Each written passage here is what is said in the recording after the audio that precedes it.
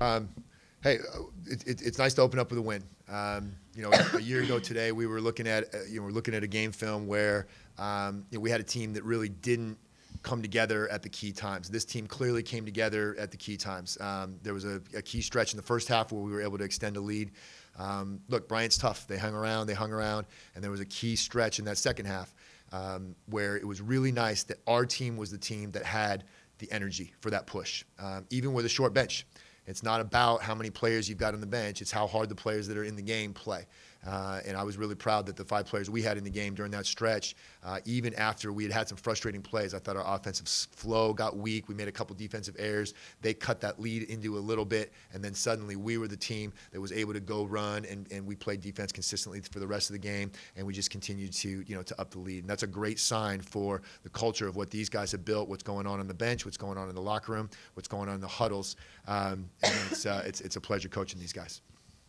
Eric, can you expand a little bit on what we were talking about on court after the game with the balance? I know past years you kind of knew where the ball had to go on offense from time to time to get points. This year you have 4 different players in double figures and Taylor with 9 points. How does that allow you to kind of be unpredictable on offense? Right. So this is my kind of team. And look, it's great to have superstars. Believe me. I mean, there's some amazing players that we say, man, that kid would be a great teammate. But I tell you what, it's a team game. And I love coaching a group that totally buys into the team concept. And these guys clearly move the basketball. The woman sitting to my right, obviously, as she's playing out of position right now with some of the injuries and short bench that we have. Never a complaint about, oh, this isn't really best for my role or what. I'll pass the ball. I'll find other people. I'll score when it's my turn to score. I'll rebound. I'll defend. I'll do all those things. Look, by no means was this a great game for us. It was a good start. We've got a long way to go in terms of flow and attention to detail, but we took care of the basketball. We played together, and it's amazing when you play discipline on defense, play discipline on offense, play together on both ends, that the scoreboard ends up rewarding that. And to get a group that really gets that, again, it's pretty fun. Georgia, coach just mentioned about how you are kind of having to play in that 5 right now. Kind of out. What it's been like to kind of take that role on defense, and how you felt the team played together. I mean, like what Coach said, I'm happy to play with whatever the team needs in the moment. That's what I think is a great thing about our team, is everyone is willing to do their role. Like Coach said, we've still got a lot to learn, but we're definitely heading in the right direction after today. Like, it just shows where we pushed through in the second half, whereas previous years that might not have happened, but we're definitely in the right direction for the coming season.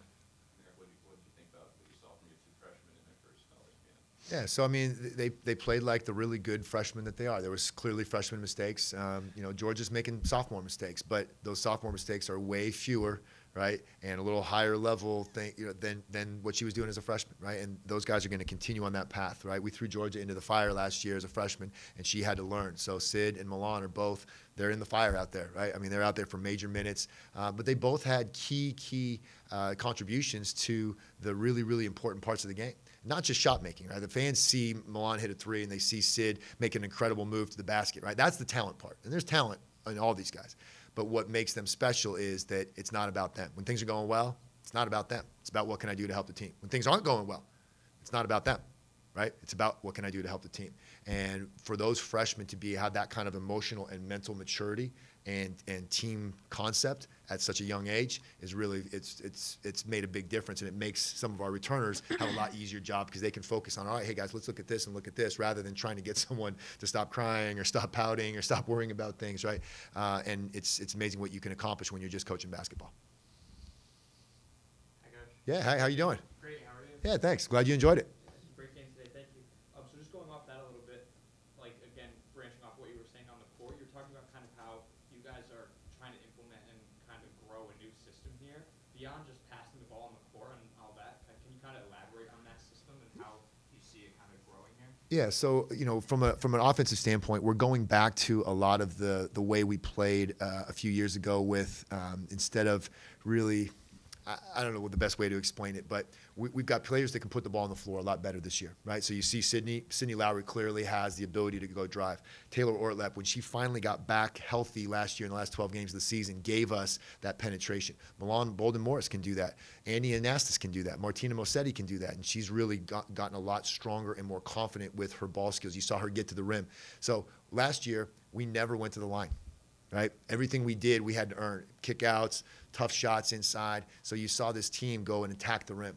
That's a big, in the world of analytics, right? When you go to the line more than the other team, right, you're going to win a lot of games. The other thing that stands out to me is that rather than getting a little bit, loose with our mental game, that even when we weren't flowing, we took care of the ball, right? And when you can limit your turnovers, again, you don't have to be a great team. Right? In previous years, maybe, okay, we're turning the ball over too much. We better shoot a really high percentage. So those things, again, this team's buy-in to just playing the game the right way, and with a balanced team, they know that they have to, and they know that they're going to count on each other. And sometimes that really actually affects the ball movement in a great way, is that they know we got no choice. We don't have superstars who are just going to take over. Although I'll tell you what, watching G make a couple of those moves, watching Sydney Lowry, after some ball movement, just be able to take somebody to the hole, just physically dominate a player, it's fun. It's not, so again, I got no problem with great individual players. What's fun is when they play together really, really well. So I don't know how well that explained it, but right.